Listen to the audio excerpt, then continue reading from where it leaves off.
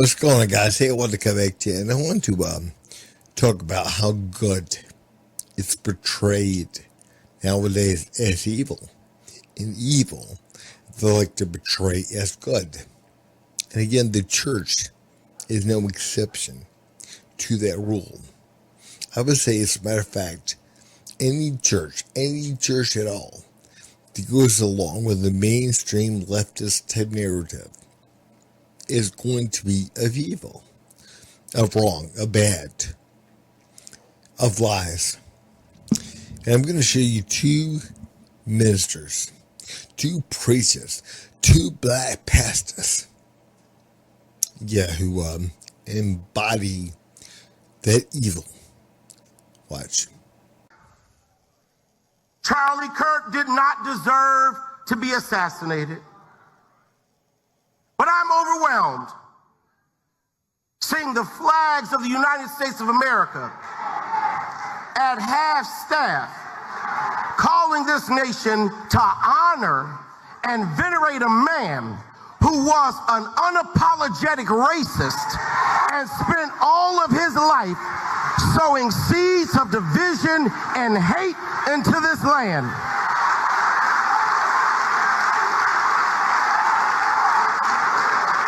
And hearing people with selective rage who are mad about Charlie Kirk but didn't give a damn about Melissa Hortman and her husband when they were shot down in their home tell me I ought to have compassion for the death of a man who had no respect for my own life. I am sorry, but there's nowhere in Bible where we are taught to honor evil. And how you die does not redeem how you lived. You do not become a hero in your death when you are a weapon of the enemy in your life.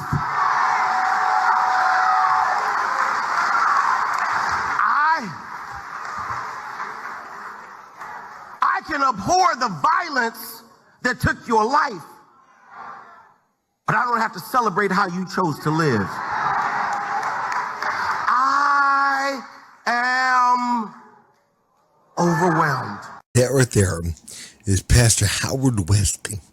Now, Pastor Howard Wesley, again, he was trying to invoke a certain degree of outrage, of hate, of anger from his congregation, from black people, onto Charlie Kirk. You know, again, man, the pure embodiment of evil. That's what that is.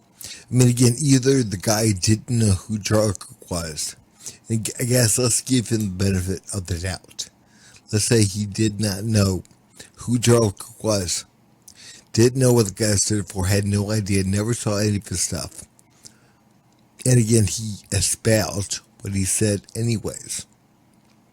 Or he knew that Charlie Kirk was not racist, and he said it anyways. In either case, that is hateful. That is anger. He is trying to invoke outrage, to get people mad, to get people worked up, without knowing that Charlie Kirk actually said, again, race is largely made up. There's no difference in a white man's DNA as there is a black man's. As a matter of fact, you can't tell your race from your DNA. You can't tell. And again, I know that surprises some people, but you can't. And again, they've proven that. But, Charles Kirk said that. And he said, there's nothing that I can do as a white man that you can't do as a black man. There's nothing. Again, man, if you want to do something, do it. Work hard, work long hours, become what you want to become. As a matter of fact, there are programs that favor you over me. But again, there's no difference in the DNA of a white man and a black man. Now, would a white supremacist say that? I don't think so. I don't think so at all. Again, The man tried to say that if you want to become what you want to become it.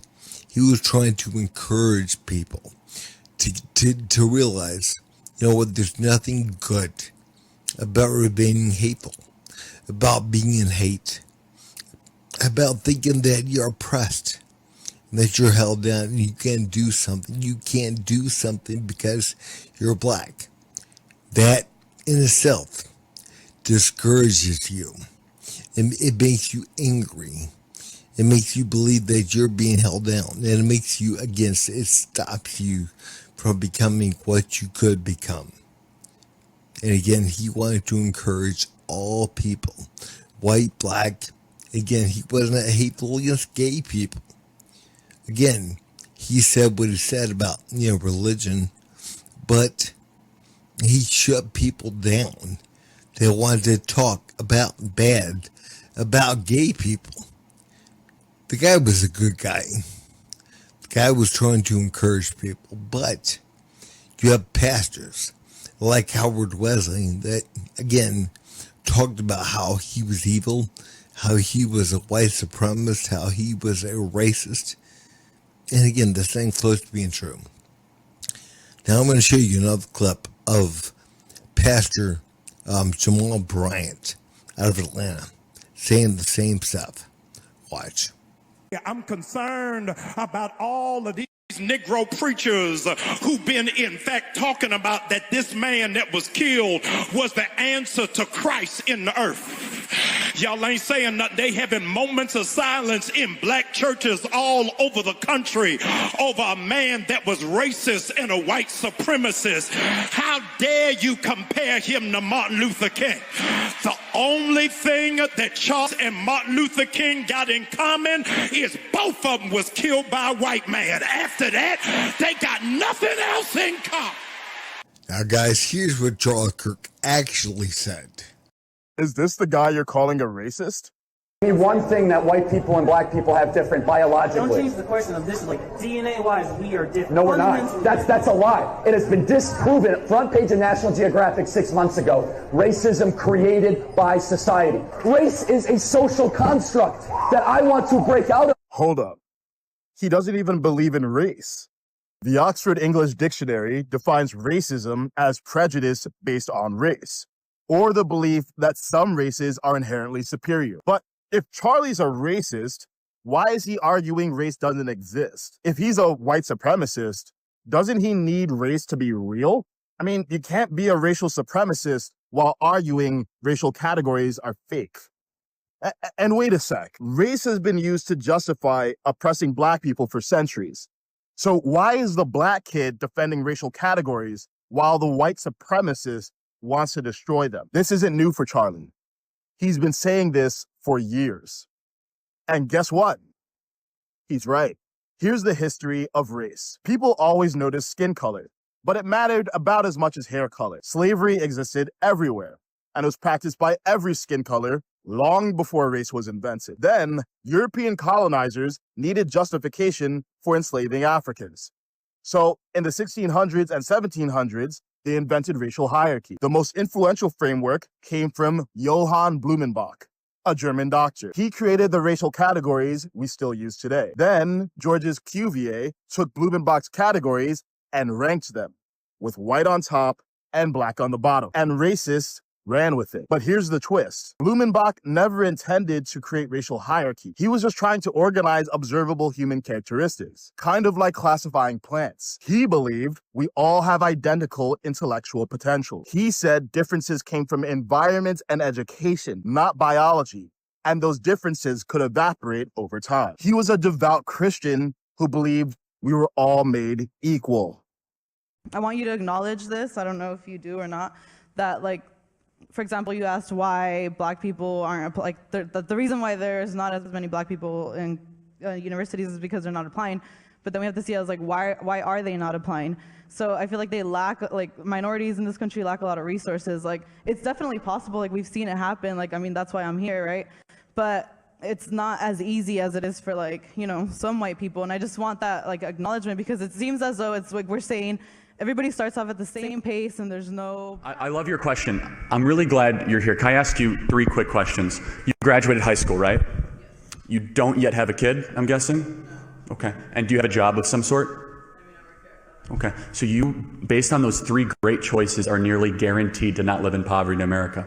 That has nothing to do with skin color. That has nothing to do with racism. You are a person of color that has overcome what you believe to be a systemic racist environment by making good choices. You are an example of why America is the greatest country in the history of the world. But can we both agree, though, that the less we talk about race as a country, probably better? That if we look at people as human beings first and not race. I agree with that. Okay, we can agree. Thank you, man. God bless you. Because the majority of people, they don't want to stand alone. And again, that's what people have got to do. They got to be able to stand alone. Because right now, people are influenced by hate. They're influenced by it. They love it. And again, it's a sickness, a disease that is taking over people. It truly is. You know, they believe, you know, I'm righteous. I have righteous anger. Guys, man, there is no such a thing. I'm sorry. And that's something I disagree with people on the right with all the time. There's no such thing as righteous anger. Not that any of us can decipher. You know, I mean, the fact of Christ overturning the tables at the temple because, again, people were doing wrong. It was just simply overturning the tables because, again, what were doing was wrong. That anger that they were talking about, that righteous anger, that righteous indignation, is again pointing out what is wrong, kind of like Charlie Kirk was doing.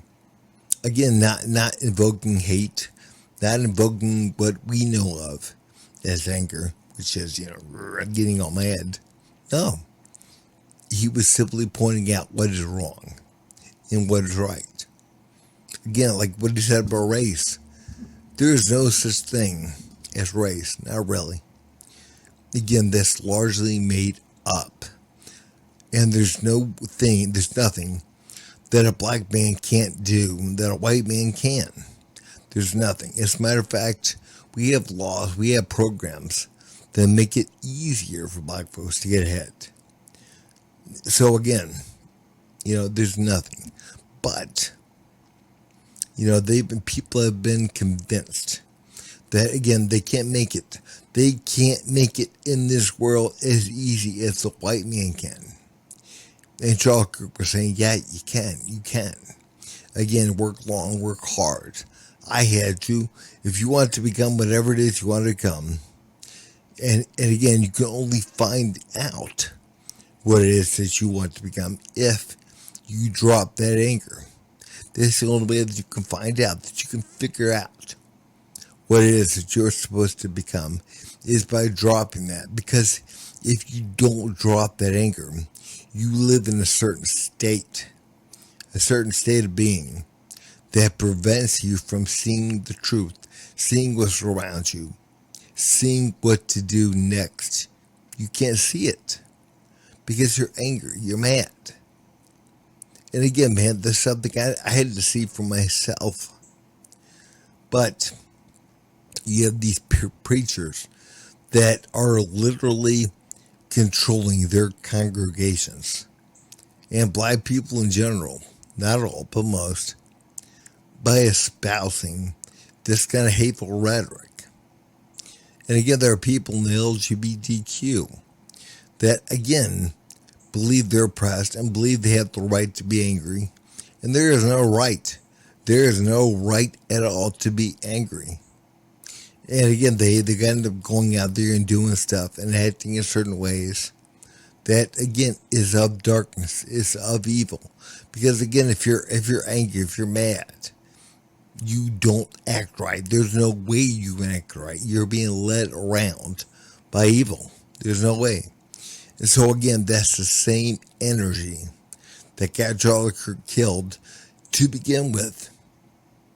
And that's, again, the anger, the hatred that is coming right now out of the left. And people have got to understand, they got to see that. Because if they don't see it, they're going to be continued to be led by that darkness, by the hate. And again, it's going to destroy this country. And it is destroying the country. And people have got to recognize that. But guys, man, if you would, please like, subscribe, and leave a comment down below. Thanks.